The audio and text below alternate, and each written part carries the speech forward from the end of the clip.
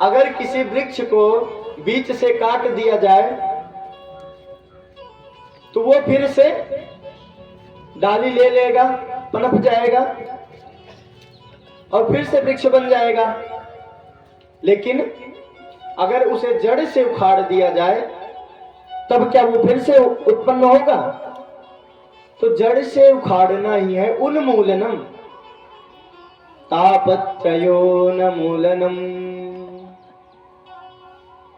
आपके तीनों तापों का उन्मूलन कर देगा। ये श्रीमद् भागवत की कथा ऐसी है कि अगर आपने इसमें सच्ची प्रीति लगाई, आपने मास्टर को त्याग कर कथा की तरफ अपना हाथ बढ़ाया, नारायण की तरफ अपना हाथ बढ़ाया, तब ये कथा क्या करेगी? आपके जीवन से तीनों तापों का उन्मूलन करके आपका जीवन बहुत सुंदर बना दे।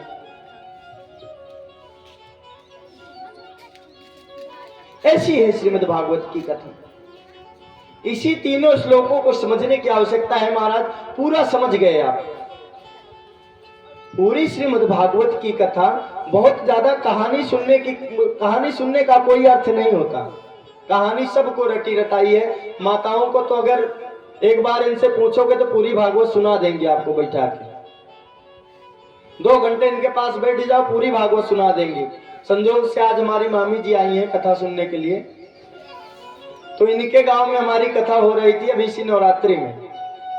तो जब हम कथा सुनाने के लिए घर से निकलते तो 10 मिनट पहले हमारे पास पहुंच जाती है, आज का सुनोगा? ई वाली कथा, राजा बलि कथा जरूर सुना दे यार। और बीचे बीच में हमारा परीक्षण भी ले लेती कि राजा बलि कौन थे, कैसे कथा थी उनकी, मत्थे में है नहीं है। तो इनसे पूछो, कहानी तो सब बता देंगे, कहानी सबको ज्ञात है। लेकिन अगर आपको ज्ञात है, अगर कुछ करना है, कुछ यहां से लेके जाना है, तो उस तत्व का बोध करके जाना है। जो तत्व आपको कहीं नहीं मिलेगा, सिर्फ श्रीमद् भागवत की कथा में ही मिलेगा और इसके अंदर प्रवेश करने पर मिलेगा महाराज। बहुत गहराई में जाना पड़ेगा, ऊपर से कुछ नहीं समझ में आएगा। आप श्रीमद् भागवत की पुस्तक खोल के बैठ जाओ, कुछ पल्ले नहीं पड़ने वाला। पुस्तक पढ़ने से आपको उस तत्व की प्राप्ति नहीं होगी। अगर तत्व की प्राप्ति आपको करना है तो ऐसे सत्संग में बैठना पड़ेगा। और ये दास जो कुछ भी गुरुजनों की देन से, जो कुछ भी परमात्मा की कृपा से मिला है, उसको सब कुछ आपको देने का प्रयास करेगा। बस आप बैठकर शांति से तत्व को समझने का प्रयास करें। क्योंकि जो आप समय निकाल कर आ रहे हो यहाँ पर, इतना कीमती क्षण ये सब के पास ना है महाराज, ना सब दे सकते हैं। और समय चूक जाने पे फिर समय चूक पुण्य का पछताने, समय चूक जाने पे महाराज पछतावा भी बहुत आता है, लेकिन समय वापस नहीं आता। इस 3 घंटे में आपका बहुत सा काम हो सकता है। 3 घंटे में कमाने वाले 10,000, 20,000, 50,000 रुपए छाप भी देते हैं। ना ज्यादा तो जो दिहाड़ी कर रहा है 6 घंटे से ज्यादा काम तो नहीं करता महाराज, तो 3 घंटे में आधी दिहाड़ी उसकी 250 रुपए तो बनती ही है। अगर आपने यहाँ 1 रुपए नहीं चढ़ाया, फिर भी आप 250 रुपए समझ लो दिए हमको। अगर आप 3 घंटे बैठ रहे हैं तो समझ लो कि आपने 250 रुपए दिया। तो महाराज या तो आप उस अपने समय का मोल लगा लीजिए, या तो फिर उस धन का मोल लगा लीजिए जितनी देर में आप अर्जन कर सकते थे। और महाराज कोई आसान काम भी नहीं है 3 घंटे बैठकर श्रवण करना। हमारी तो चलिए आदत बन गई है। लेकिन आप अगर 3 घंटे एक स्थान पर बैठ के श्रवण कर रहे हैं तो आसान काम तो नहीं है। अगर इतना सब कुछ त्याग करके आप इस कथा में आ रहे हैं तो आप सिर्फ कहानी की लालसा में ना आइए, ना भजन की लालसा में आइए। भजन तो बहुत मिलते रहेंगे आपको, YouTube पे इतने भजन पड़े हैं, एक छोटा सा साउंड रख लीजिए अपने घर पर, सुबह से शाम तक सुनते रहिए, कोई दिक्कत नहीं। आपको निरंतर भजन मिल जाएंगे, संकीर्तन मिल जाएगा, कीर्तन मिल जाएगा, सब कुछ मिल जाएगा, कहानी मिल जाएगी। कहानी पढ़ना है पुस्तक से पढ़ लीजिए, लेकिन तत्व की प्राप्ति अगर आपको करना है तो आपको तत्व की प्राप्ति सिर्फ इस सत्संग से के माध्यम से ही हो सकती है। इसी सत्संग से नहीं। अभी आप कहेंगे कि महाराज एकलौते पैदा भया धरती, और क्यों ना बताए, तो महाराज इसी की बात नहीं कर रहे हैं। किसी भी सत्संग में जाइए, हर जगह की बात कर रहे हैं। अगर आप अपना कीमती क्षण निकाल के जा रहे हैं तो अवश्य प्रयास कीजिए कि वहां से कुछ लेकर आइए।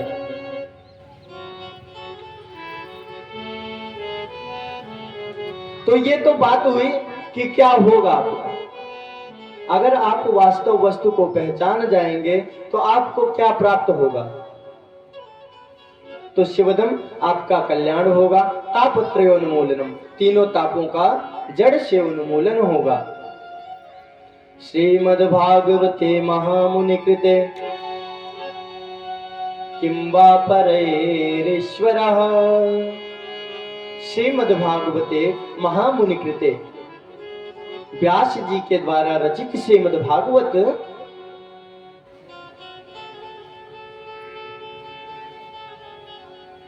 और क्या होगा महाराज, जब इस श्रीमद्भागवत का श्रवण करेंगे आप तो आप देखेंगे कि धीरे धीरे सत्योरद्यवरुध्यते। क्या यहां भी महाराज देखिए बात समझने वाली है कि क्या है अवरुद्ध, क्या होगा आपके हृदय में, सत्यो। देखिए अवरुद्ध का मतलब क्या होता है, जिसे आपकी सामान्य भाषा में कहते हैं बैनामा। अगर आप किसी किराए के घर में गए हैं तो आपका अधिकार वहां पर तभी तक है जब तक आपने महीने का किराया भरा है। लेकिन महाराज यहां पर भगवान महीने के लिए नहीं आ रहे हैं। सत्योरद्य अवरुद्धते, जायते नहीं बोला महाराज कि कुछ क्षण के लिए जाएंगे उसके बाद वापस चले आएंगे, नहीं। अगर आपने निरपेक्ष धर्म का पालन किया, मात्सर्य को त्याग दिया, तब सत्योरद्य अवरुद्धते, सत्य जो है परम सत्य नारायण आपके हृदय में अवरुद्ध हो जाएंगे, बन जाएंगे। जैसे आप इस कथा में आए हो अपने मन से, जा भी अपने मन से सकते हो, कोई बाउंडेशन तो है नहीं आपके ऊपर कि आपको यहां रुकना ही है 3 घंटे, किसी के ऊपर है बाउंडेशन? नहीं है ना। लेकिन महाराज भगवान क्या है, अवरुद्धते। अवरुद्धते का अर्थ है कि 3 घंटे आप कथा में आओगे और आपको यहीं बांध दिया जाएगा, और ना यूं बांधा गया महाराज तो बस इतना तो किया जाएगा कि आपको उठने की इजाजत नहीं होगी। जब आप इजाजत पाएंगे, जब आप यहां से आदेशित होंगे, तभी आप उठ सकते हैं। तो अवरुद्ध का यही अर्थ है महाराज कि सत्य अवरुद्ध अवरुद्धते, सत्य आपके हृदय में इस प्रकार से अवरुद्ध हो जाएगा, वो नारायण आपके हृदय में इस प्रकार से अवरुद्ध हो जाएंगे, आकर बढ़ जाएंगे आपके हृदय में। और जब तक आप नहीं चाहोगे वो जाने वाले नहीं है आपके हृदय से। और कब महाराज, शुश्रूषभिस्तक्षणात्, शुश्रूष भी श्रोतुम इच्छतु भी इति शुश्रूष भी।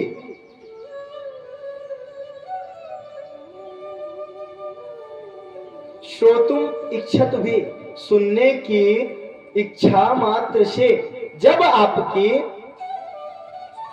श्रीमद् भागवत कथा की सुनने की सिर्फ इच्छा मात्र होगी, उसी समय से नारायण आपके हृदय में आकर अवरुद्ध करने लग जाएंगे। तत्क्षणात्, सुश्रुतभिः तत्क्षणात्, उसी क्षण। ऐसा नहीं महाराज की बाद में देर लगाएंगे। जैसे आपने संकल्प किया, आपने कथा सुनने की इच्छा जाहिर की, नारायण आपके हृदय में आकर अवरुद्ध हो जाएंगे। लेकिन वो निर्मल मन बनाकर तब आप कथा सुनिए, मास्टर से नहीं महाराज 50 लाख इकट्ठा कर लिए, अब कथा करवानी है बहुत भव्य, हुई नहीं होगी कहीं ऐसे गांव में, कोई फल नहीं होगा महाराज। कितने अच्छे व्यास जी आएंगे, कितना अच्छा आपका पारायण हो जाएगा, कितनी अच्छी वेदी बन जाएगी, सब कुछ बहुत सुंदर हो जाएगा, लेकिन आपको फल उसका किंचित नहीं मिलने वाला। जब तक आपके हृदय से मात्सर्य नहीं मरने वाला, तब तक आपको इस कथा का ना कोई पुण्य मिलने वाला, ना कभी ये फलीभूत होने वाला। तो इसीलिए व्यास जी ने सबसे पहले कहा कि कथा सुनने का अधिकारी वही है जिसके अंदर से निर्गतामश्चराणाम, जिसके अंदर से माश्चर्य बिल्कुल मर गया हो, और जो दूसरे का उत्कर्ष सहन करने के योग्य बन गया हो। कम ही लोग हैं महाराज जो दूसरे की खुशी में बहुत खुशी होते हैं। अगर आप पूरे क्षेत्र में ढूंढ लोगे तो 10-20% इंसान मिलेंगे ऐसे कि अगर अगले का बेटा आईएएस बन गया तो उनसे ज्यादा उनकी लड्डू बाद में आएगी, पहले हमें ही बांट दें। कुछ ही मिलेंगे आपको बस। लेकिन जब ये भावना अपने अंदर कभी आने लग जाए, अगले का हर्ष अपना हर्ष बन जाए, अगले की प्रसन्नता में अपना मन प्रसन्न होने लग जाए, तब आपका परम कल्याण निश्चित है। तो इस प्रकार से दूसरे श्लोक में बताया किम गेयम, जानने वाली चीज क्या है, किम ध्येयम सत्यम परम धीमहि, किम गेयम निरपेक्ष धर्म इति गेयम, क्या जाने, निरपेक्ष धर्म को जाने क्या है। और तीसरे श्लोक में बताया किम पेयम, क्या पिए। भाई इतना कुछ समझने के बाद प्यास भी तो लगेगी, तो हृदय की उत्कंठता वो कैसे मिटेगी।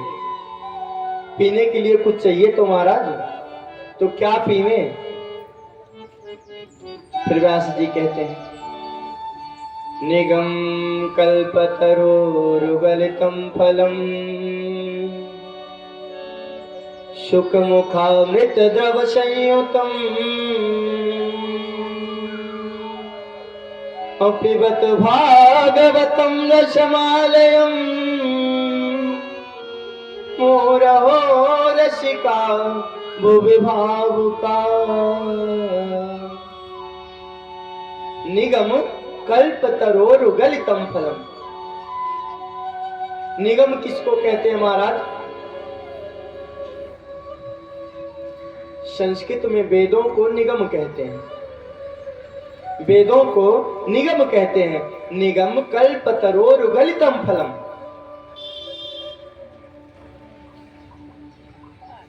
जो वेद रूपी शाखा से, वेद रूपी कल्पतरु, कल्प वृक्ष, ऐसा वैसा नहीं महाराज, कल्प वृक्ष, वेद रूपी कल्प वृक्ष का जो फल है, निगम कल्पतरोरुगलितं फलम्।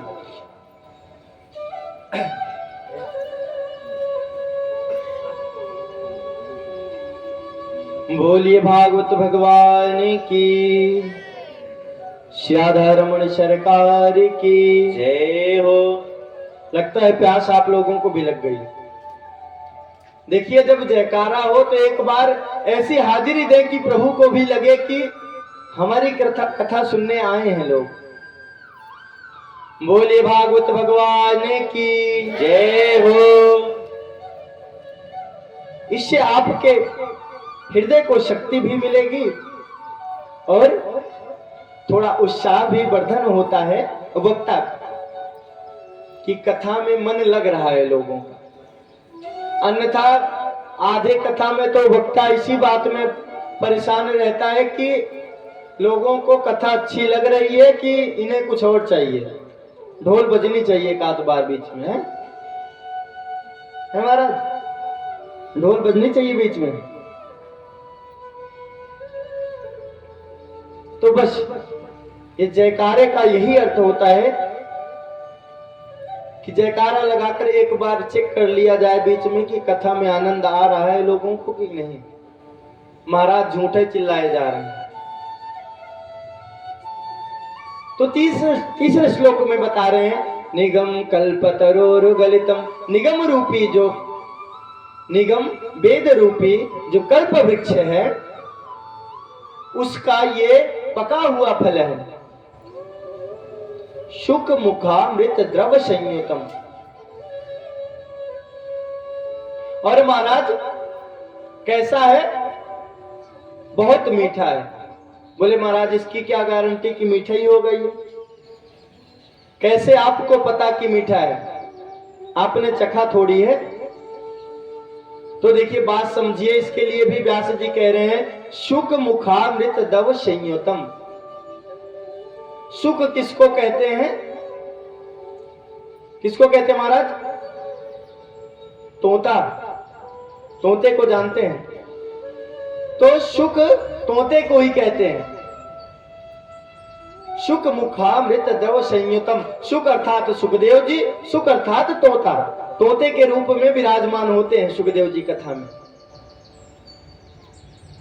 उनके स्वरूप के रूप में कथा में तोता रखा जाता है। तो शुक मुखामृत दव संयुतम। महाराज आपने कहावत सुनी होगी कि जिसमें अगर सुग्गा टोंट मार दे वो फल कभी खट्टा हो ही नहीं सकता। तो ऐसा है क्या महाराज सच में कि सुग्गा अगर टोंट मार दे तो वो फल खट्टा नहीं होगा? उसके टोंट मारने से वो फल मीठा हो जाता है या फिर वो मीठे फल में ही टोंट मारता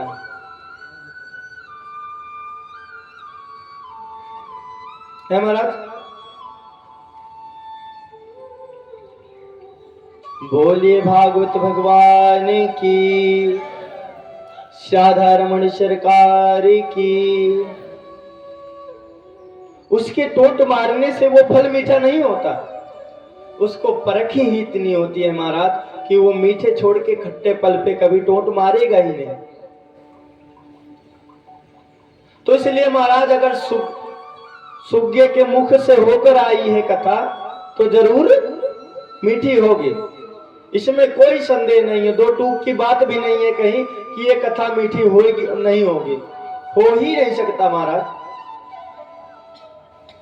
अगर कथा शुक के मुख के, और कहे क्या रहे महाराज? शुक मुखामृत द्रव संयुतम, अमृत द्रव संयुतम।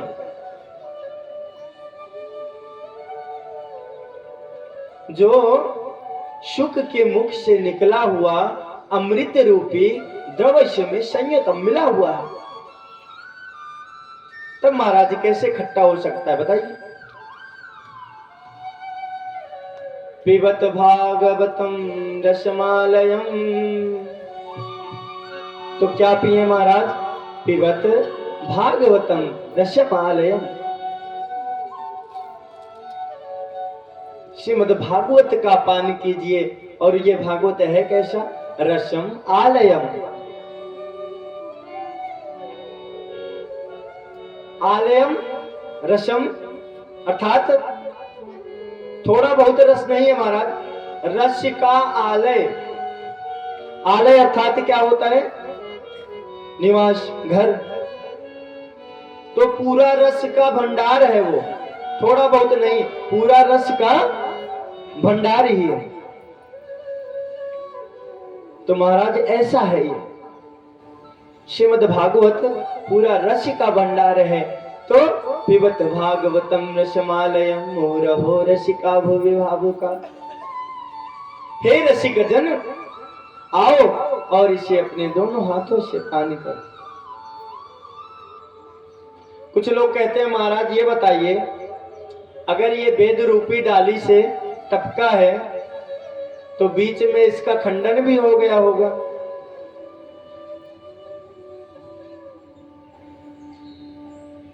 तब बोले नहीं महाराज, ये कोई गुरु परंपरा ये सीधे नहीं गिरा है ऊपर से, ये गुरु परंपरा के माध्यम से थोड़ा थोड़ा धीरे धीरे शनै शनै शिक्षक प्रशिक्षक शिष्य और प्रशिक्षण के माध्यम से ये फल धीरे धीरे नीचे गिरा। बोले कैसे महाराज? तो बोले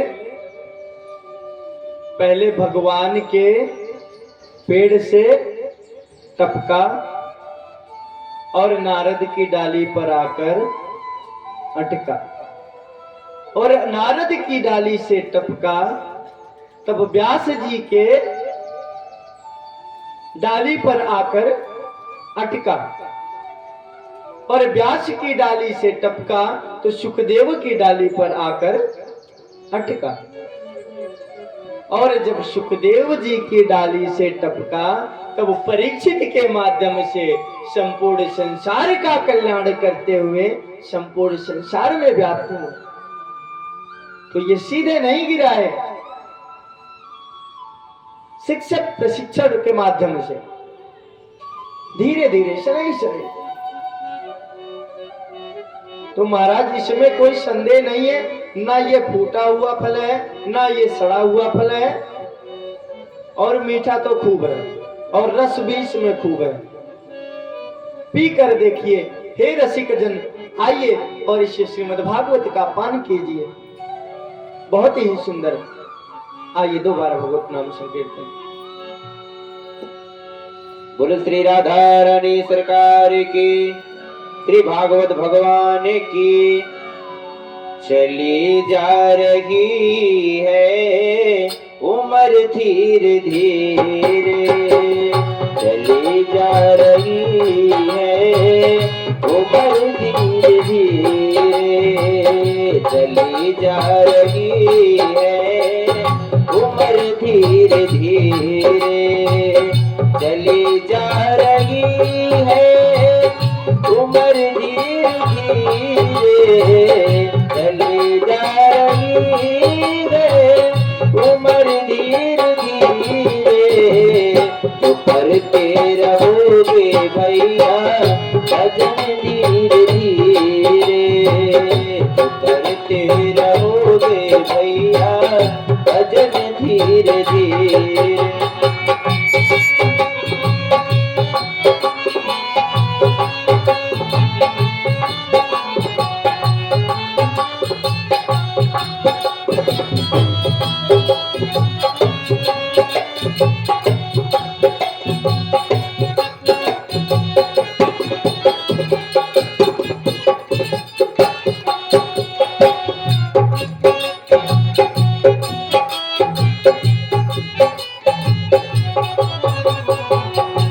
बचपन भी आए जवानी भी आए, बचपन भी आए जवानी भी आए।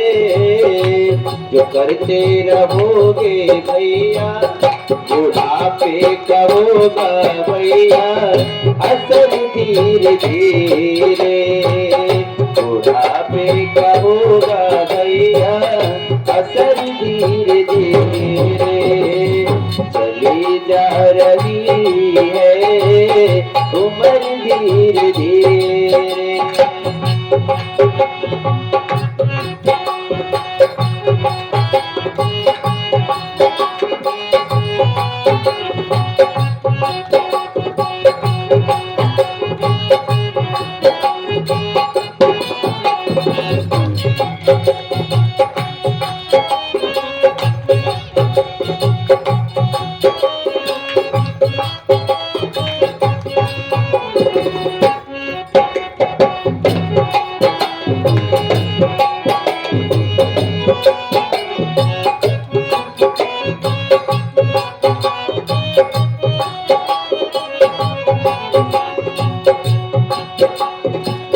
चली जा